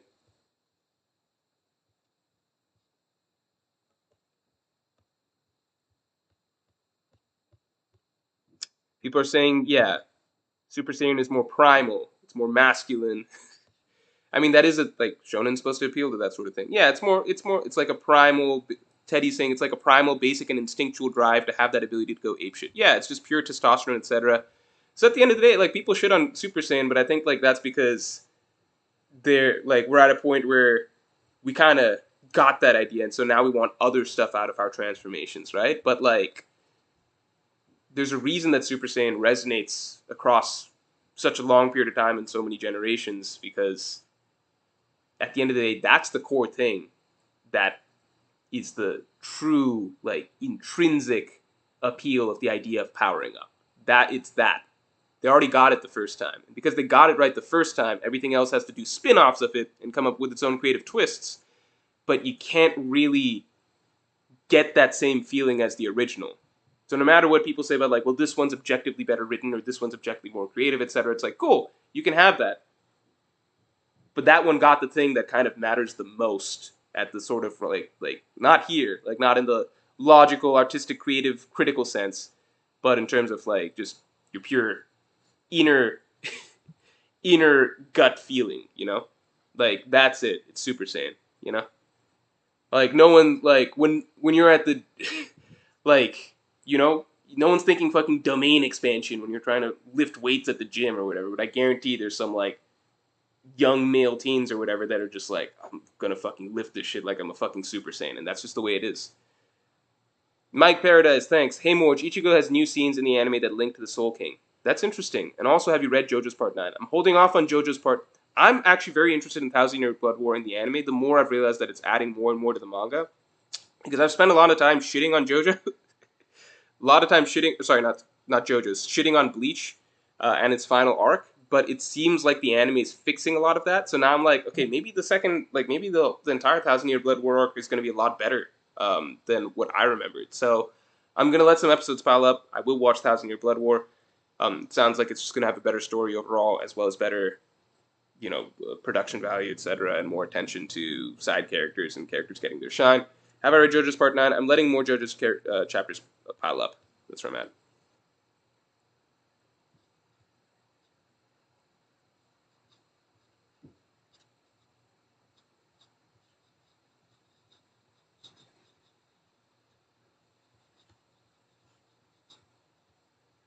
Oh, guys, let's get the stream likes to 400 real quick. Remix King, thanks for being a Yonko tier member for 6 months, man. Always good to see you. Morj, what do you think is more iconic? God damn. Gear 5th, Super Saiyan, Infernape's Power Up versus Paul, or Red, Blue, Green, and Yellow versus Deoxys. Infernape's Power Up versus Paul, of course, because Paul, as we know, classic villain among the ranks of Frieza and Aizen. When Infernape powered up into Infern Gorilla, that was truly a dramatic moment. After Infer Krillin died. Never forget that. Fiddle Cashflow, thanks for bringing Yonko to your member for 1 month. What's good, Mork? Great question. Killer Metal 10 says, is he crapping on Gojo versus Sukuna? I'm enjoying Gojo versus Sukuna at this point. I just am annoyed by the overall, like, I'm just annoyed by how much of the battle has been, like, I'm at this point I'm going with the flow of like, okay, this is just what it is, and it's the author is making something that is, in my opinion, inherently a tedious way to write a fight. They're making it dramatic and interesting, I think. However, at the end of the day, I think that the fact that they're fighting largely over who gets to use their ability rather than actually seeing abilities interact. I think that this fight is the best that the author can kind of do with the rule that only one domain can go up at a time, because it's verging on the idea that both domains are interacting in a sense, but it's more so like how the domains are constructed and who's getting theirs off quicker and who's able to kind of survive the effects of the others, etc. I still think it's just inherently far more interesting to write abilities that actually get to openly like just, you get what I'm saying? Like instead of just like, okay, who can manage just like getting up this made up ability of like creating a domain, like which is it's like a made up concept, right, inside the story of like what does creating a domain even mean to us the viewer? Like is it like these are fictional concepts, right? So it's like the fight is more so who gets to have their domain up and have that affect the other person, which is a lot of mumbo jumbo rather than the actual idea of like, okay, what if we got to see Gojo's Infinity or Unlimited Void and those sort of abilities interact with what Sukuna can do straight up, rather than whose turn is it, who's allowed to do it. You know, I personally think having abilities interact is more interesting. That's why I find like, the common comparison that people have is like Hisoka versus Crollo. I find that to be a more interesting fight because you understand what the abilities are. They both get to use their full abilities. It's just who's able to use theirs better. This is more like, just by the very nature of domains, only one person's technically gets to do stuff, right? Gojo versus Sukuna is kind of blurring the lines of that rule, which is what makes it a more interesting fight than I imagine a lot of other Jujutsu Kaisen fights are. But it's still, to me, a frustrating and annoying limitation that the author put in a series for no real reason. Ninerbot, thanks for the 5. I think the Gear 2 stance startup is pretty cool, iconic. I like to think so too. I think it's a really cool startup stance. When I was younger, I definitely did that that sometimes. When I was a kid. If Gear 5th had that and was actually foreshadowed like Super Saiyan and Namek, it would definitely be more iconic. I'm not gonna get into like what was foreshadowed and not was like. I think it's really like, I think that the fact that Super Saiyan was built up over the course of such a long stretch, like that was just the thing that they were talking about over and over again. Whereas no matter how you spin it, like Gear 5th was, we found out about like Nika was mentioned once, and then like 30 chapters later, Luffy's Nika. I don't think I will never defend the build up or the reveal, like the build up or the actual transformation into Gear 5th, but I'd say like the actual form itself and what it is, I think is really really cool, and I think like if you want to argue that's the best form in anime or manga, like I'm not gonna say anything about that, Like I think it's really really cool. And I think it fits One Piece so well. I think it fits the character so well. I think it fits so much about the series so well. And I think it represents what One Piece is about really well.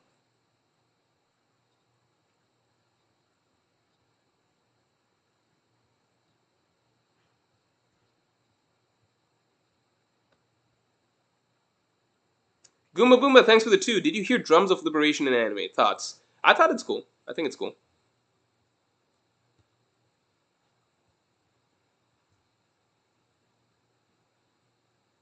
All powerful God Animal, thanks for being a Yonko tier member for 4 months. Thank you, Mr. Morj, for reading Pokemon Adventures, my daughter's favorite manga. She wants to know who your favorite character is. Easy, Red. Great character. It's just an Ash ripoff. What more could you ask for?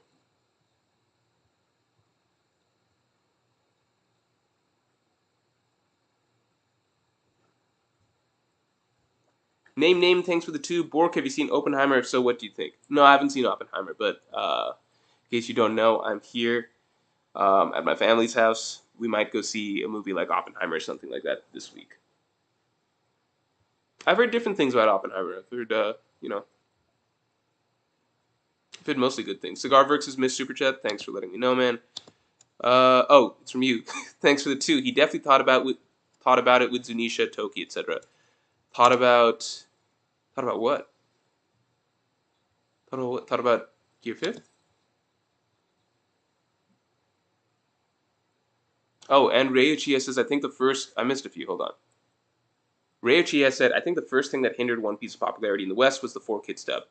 Yeah, I definitely think that's possible, but like I've talked about this before, I also just don't think that East Blue in general, the way it's animated, is nearly like you look at the fights in East Blue.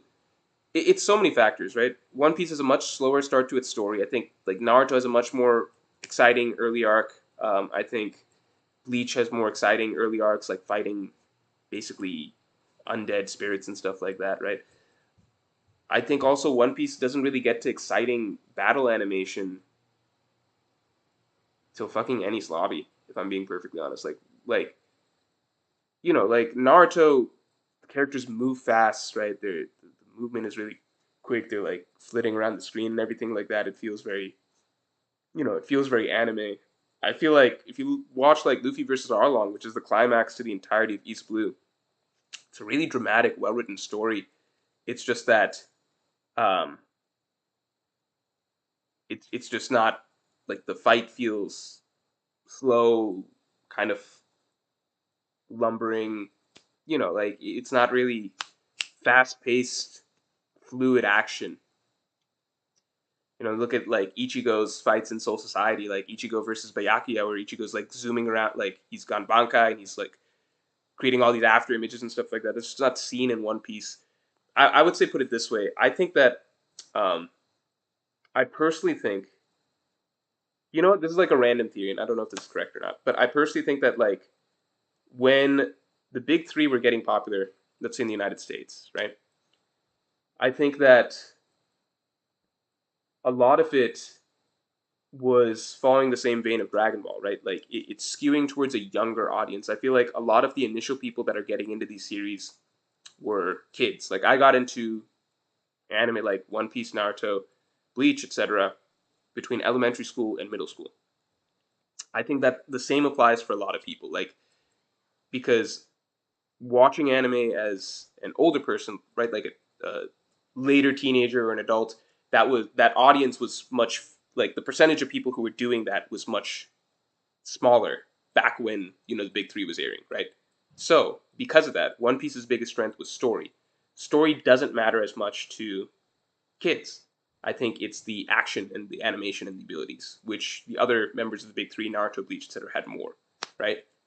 I wonder if the part of the reason that One Piece is more popular in relative to the United States in European countries, right, might be, I wonder if because like those countries maybe started getting their dubs a bit later or something like that, when maybe the population of people who were open to watching anime might have started skewing older or something like that. In which case, One Piece's strength shines more.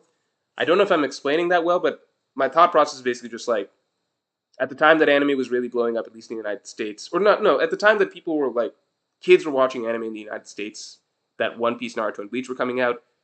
I think the number of people that were older who would appreciate One Piece that would watch anime, I think that percentage of the population was much less. So I think it's mainly kids, and kids would gravitate towards Naruto and Bleach, right? I think as anime started getting more popular in general, um, that's when like older generations are more interested in it. And I wonder if like in European countries, the anime wave hit like a little bit later on, where people would appreciate One Piece and things like that a bit more, which might be why countries like I don't know. This might not be true, might be true, but I think that's a way to that's a possibility.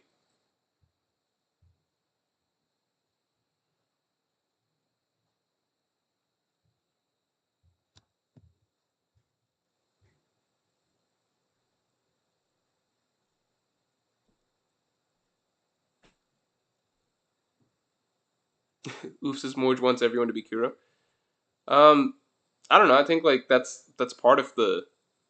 I do think that just battle choreography matters a lot for getting the attention of younger people, in my opinion.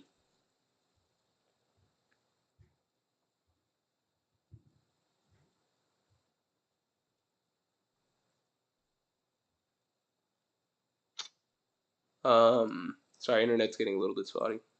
Austin says 4Kids ruined One Piece. Yeah, it wasn't good. Remix King is telling me I have to react to something. I don't like reacting to things. Let's see though. Just out of curiosity. Oh my god. So I guess It's Infernate versus. I thought it's Infernate versus Paul. Okay, the problem is right now. I can't do with this setup. Hold on. Let me see if I can do this. I might fuck everything up right now. Um, can I do this? Hold on. Hold on. Hold on. Can I do display? Oh, fuck! I gotta add my camera, dude. It's too complicated right now for me to do it with this setup. Without fucking things up. I'm sorry, Remix King, but the good news is I also don't want to watch Infernate versus Paul or Electivire, what it says here.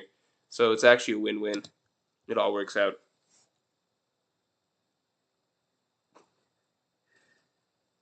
Oh, it also has a great German dub. This is Raffy D Goat. Didn't know that. I wonder if that. I never asked. I wonder if that's how O'Hara got into it. I think I did ask probably at some point, but it was so long back.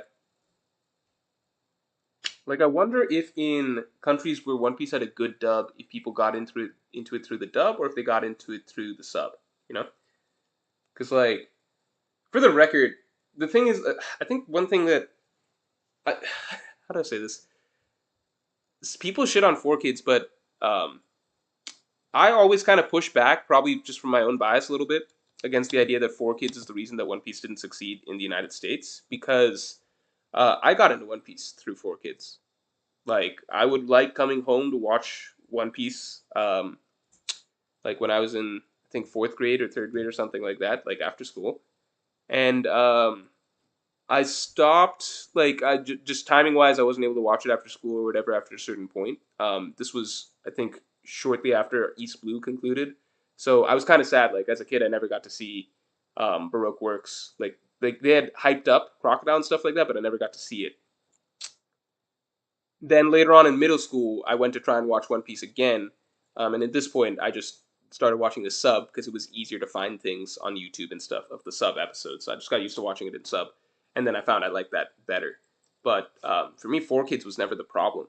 I thought like for me, tuning into One Piece was really really exciting because just part of it was I hadn't seen, like I had not really watched, like I never really got into Dragon Ball that much. I actually like went back and started like watching Dragon Ball later in life once I was more into anime. But I kind of missed the boat on like being that interested in Dragon Ball. Just because I don't know, I felt like I didn't know, like I did. I felt like I'd missed too much about the story to like really tune in. But One Piece, I was catching it from early on, so um, it was so drastically different from everything else on TV. I also never caught Naruto, so like for me, it was like I didn't see Dragon Ball, didn't see Naruto. The first anime experience I really had that wasn't Yu-Gi-Oh or Pokemon because you didn't even really realize those were anime. The first battle anime experience I had was really One Piece that I would watch regularly, which is why One Piece stood out to me so much. Like the first episode I watched was Luffy, Zoro, and Buggy. Like that scene where Buggy stabs Zoro, like Zoro cuts Buggy, Buggy's floating around, and Buggy stabs Zoro, then Zoro flips the cannon. I thought all of that was really, really exciting because it's just so drawn out. You know, like anime is so much more drawn out than kids' cartoons. Like Teen Titans, they'll like do a whole story arc in like one episode, right? Like, hey, we're doing this. Oh, we got a new problem. Oh, new villain. Oh, this problem got bigger. Oh, okay, we have a quick battle. We beat the villain. Story closed, etc. Right? One Piece was this show where like just this one little conflict with this villain, this fight with this villain on this roof when Luffy's in this cage, it takes like a full episode. That's really dramatic and exciting for a kid. So I just liked that the vibe, like the fun that One Piece always brought, like the excitement and the drama. And like when you're a kid, like the Don Krieg fight, for example, was really really fucking dramatic to me because when you're a kid, it's just so different. Like you're not used to an episode like it's a full episode of Luffy punching the spear and getting blown up, and Luffy punching the spear and getting blown up, and it's taking like time after time, and he's slowly getting back up, trying again, and he's losing. And then the episode ends, I believe, without him like even solving it. So it's like, how's this gonna conclude. That's really exciting when you're a kid because it's just so much more dramatic and suspenseful. You really don't like you didn't get to see the hero win at the end of the episode. Like the hero's actually fucked up at the end of the episode. That doesn't happen in other shows. Unless it's like a special two-parter episode of Ben 10 or something like that where things go on a bit longer. But for me, One Piece, like, I don't know, the way it was, the way the characters were, the way the world was, that was all inherently interesting to me. So I don't blame 4Kids. I do think, though, that if I had been watching, say, Naruto or Dragon Ball Z and already getting that sort of anime vibe of, like, extended battle scenes and stuff like that, etc., then maybe One Piece wouldn't have shined as much to me. Justin Holland, thanks for the two. Does the Revolutionaries know about Joy Boy? Do the Revolutionaries know about Joy Boy? I don't know, dude. I don't know what the hell people know at this point. Like, I think like the fact that Dragon didn't know about Eam and stuff like that, I think it throws a lot of people's expectations of how knowledgeable the Revolutionaries are kind of out the window. I do have to call the stream pretty soon, like honestly, right about now, just because, mostly because my neck hurts, but also because I'm hungry. Oof says when Sasuke was stuck in the ice versus Haku for multiple episodes, it was nuts being young. Yeah, when you're a kid, that stuff is just it's crazy. Like it's honestly, I genuinely think that kids can appreciate battle shonen like that more than us adults because it's just like the effect on your psyche is so different when you're young. You're so used to every other piece of media that you're being fed as a kid. Like every other cartoon is just there's fights and stuff like Teen Titans, like Ben 10, like Samurai Jack or whatever. But the plot will resolve by like the fight is a small part of the episode. It doesn't take that much time. Maybe there's a few fights or whatever, but the whole thing resolves by the end of the episode. Like it all moves very quick. Like anime is just the slow, intense. Like obviously, as adults, we no longer feel that way. Now it's just like, oh, they're fucking padding out time and stuff like that. We want things. I think often we want things faster paced in certain situations, but when you're a kid, it's just like you're invested in the fight.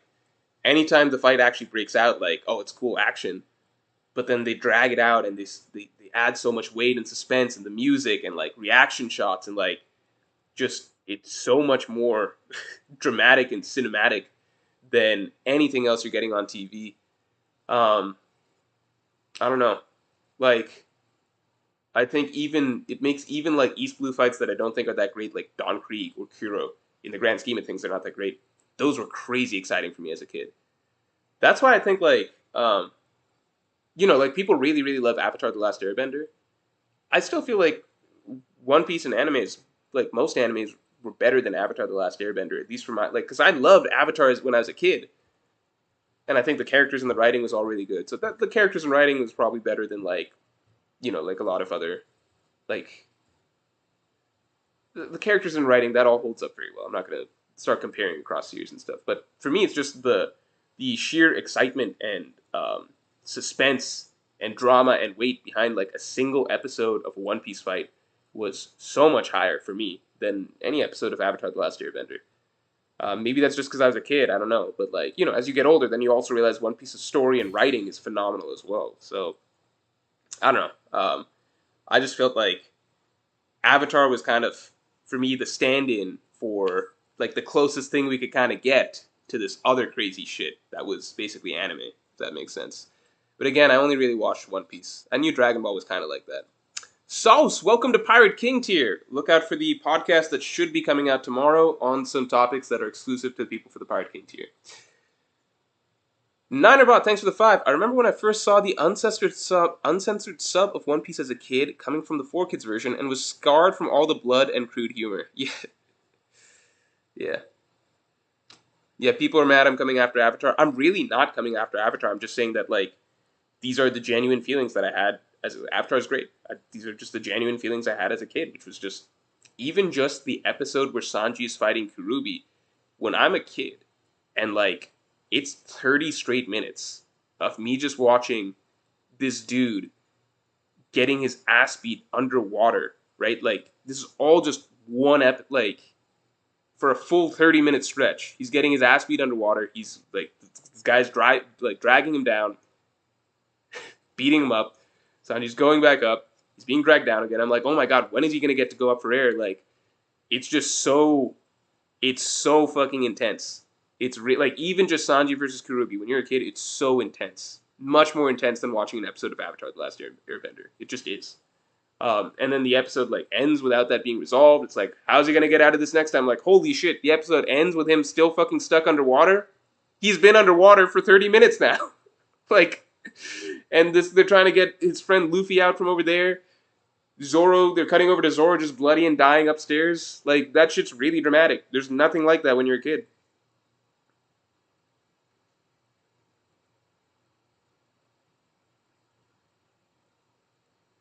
It's just the pacing and the reaction shots and the suspense and the waiting and the drama, etc. It's so amplified in anime compared to Western stuff. It just is. Western cartoons. Direct to direct is not to imply that children are good judges of quality. I would agree, but I also think I wonder like, do we also just take certain things for granted at a certain point with anime? You know, certain things that we would find suspenseful if we hadn't already been so like imagine you go back in time to like before you ever watched anime, right? And then you're finally being like you're so used to Western show style of pacing and cartoon like Western cartoon style of pacing, and then suddenly you're given something like a One Piece or like a Naruto or even like a maybe not a Dragon Ball because the actual character writing and dialogue is so shitty. But like yeah, let's say you're introduced One Piece again, right? Like I wonder how dramatically different just like experiencing an episode of a fight, even an East Blue fight of One Piece would be, and like how suspenseful and crazy that would feel. You know, because you have no experience with any of this. I think we almost undervalue it because we're so used to so many anime shows that we forget that this sort of far more suspenseful style of storytelling with far more weight and drama being added to every beat of a fight or stretching out a fight to make it, you know, um, more of a prolonged experience and more of a like character's fate is in flux for a far greater period of time. I wonder if we would start to appreciate that a little bit more. I kind of equate it to The Office. So when The Office first started coming out, it was a very, very niche show. I remember during season two, it was the conflict resolution episode, right?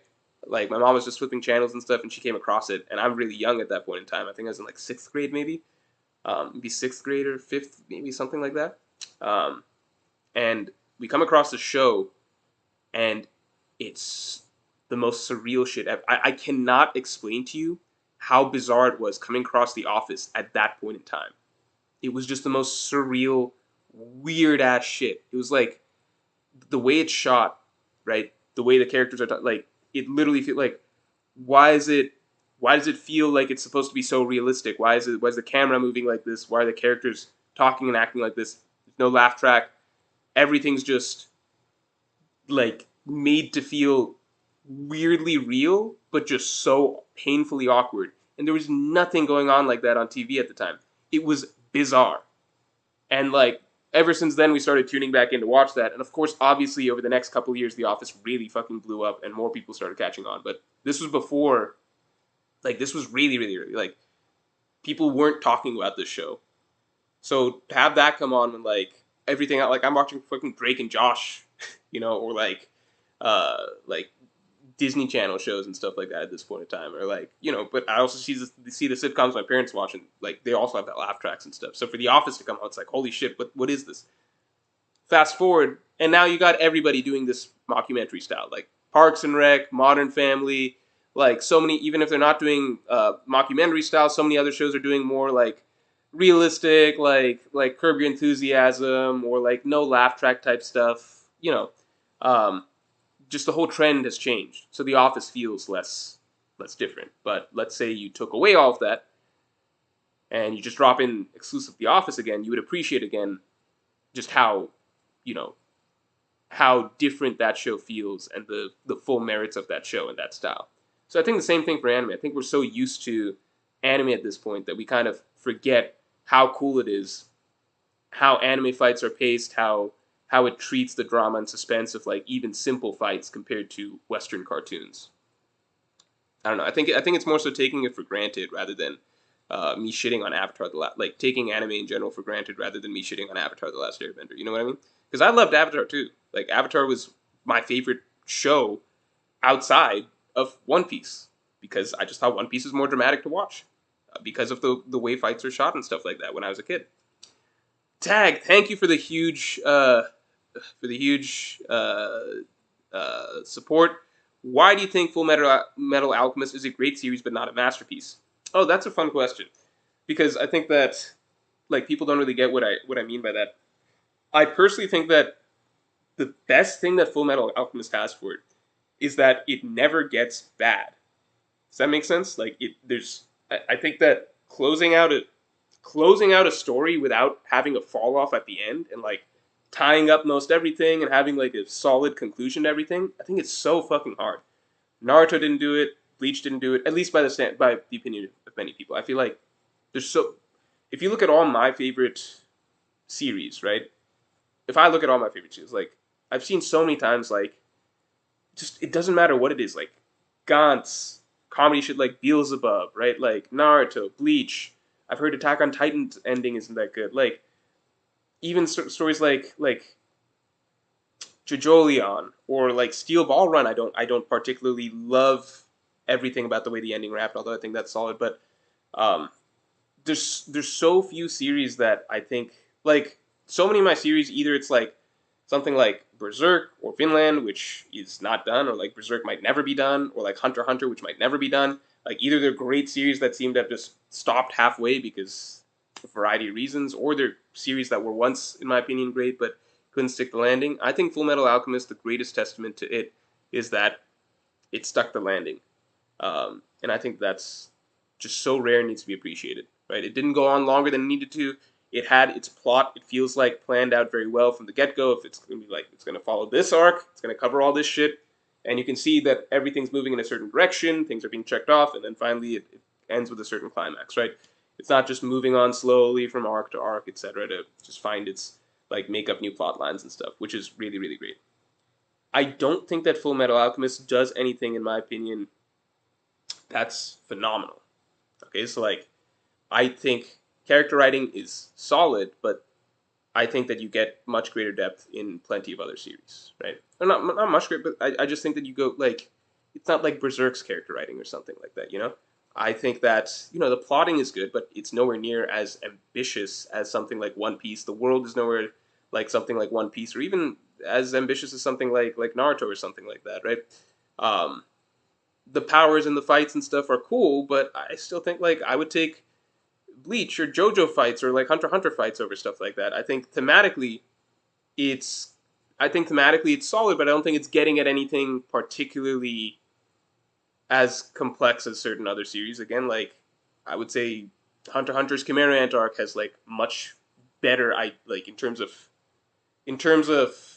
uniqueness of ideas that it's getting at least relative to other manga and anime. I think something like that stands out. I think Berserk, same thing. So for me, Full Metal Alchemist is a series that does a lot of things very well. So like I don't really get into like rating like 8 out of 9 for like 8 or 9 or 10 out of 10 out of like each category like plot world like I think that that's a weird way to rate things personally because you could have so many different categories. But if we were to hypothetically do that for Full Metal, then it would be a series where I'm like, yeah, it's like a solid 8 or 9 out of 10 across the board. So to me, that's a really, really good series, a great series, and like most importantly, it stays at that quality all the way through the end. So it's a rare anime series that I could watch from start to finish and actually feel satisfied and not feel like the ending was disappointing, which I think is a really great thing to accomplish. But it's not something that I consider a masterpiece because I just don't think it's like it. I don't think it knocks it out of the park in any area. Like I don't think it's that special in any area. Like it's not mind blowing as a series to me. Also, I love how your old videos have such mysticism, like the video with the theme of death, the meaning of king, etc. Yeah, young Morj had more of a mysticism vibe to a lot of his videos and stuff, didn't he? New Morj is more cut and dry. I think like with the way I lay out a lot of things. I actually can't go back and watch my old videos, like my young videos, because I think I'm like, oh, I get too into it. I can't listen to myself like that. Not that there's anything wrong with that, because obviously people enjoy it, but I just personally can't go back and like listen to that. Caleb Brown, thanks for the 2. Hope you're having a fantastic day, Morj. You the best. Thank you, man. I really, really appreciate that. I hope you're having a really good day too. Always good to see you come through. Cigar Vert, thanks for the 5. Gear 5th, so iconic. Show Speed is going to react even if he's in the hospital, got his laptop. Damn. And Oda surely thought about lifespans of giants, Toki, Zunisha, etc. Oh, I get what you're saying from your previous comment. Sorry I didn't follow up on that. I just didn't understand what you're saying. Yeah, you're probably right. You're probably right. Even Zunisha, it seems like Zunisha comes from specifically like Void Century time. So giants he would have thought about. And maybe that's why Elbaf he's been waiting on for such a long period of time. Um, yeah, I mean, I think Gear 5th has the potential to make a huge splash, right?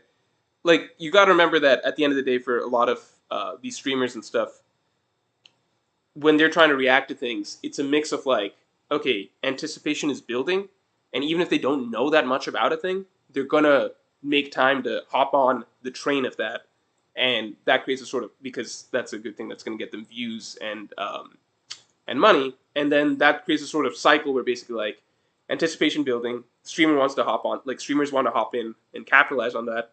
That raises the sense of anticipation because now that streamers probably raising awareness to more people who weren't as interested in it or didn't even hear about it, and that's going to raise anticipation even more, and then probably cause more streamers to be like, okay, wait, now I should get in on this, etc. And then it's just a cycle like that. So I think I saw something similar to One Piece live action trailer and reactions, and I think in general lots of streamers have been getting into One Piece more. So again, like this came up earlier, which is like just because One Piece isn't necessarily as iconic or well known in the West, right?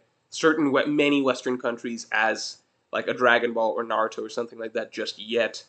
There's still plenty of time for that to happen, and it can happen in waves, right? We don't have to be upset like if people aren't declaring Gear 5th more iconic than Super Saiyan like when the episode comes out, you know? This shit can take time. That's okay. Like clearly One Piece is growing, which is what matters at the end of the day. Ray Chia, thanks for the 5. I don't think I've ever heard you talk about Soul Eater. Have you watched or read the series? I know about the series, I've never watched or read it, and I'm probably not gonna try it. Okay.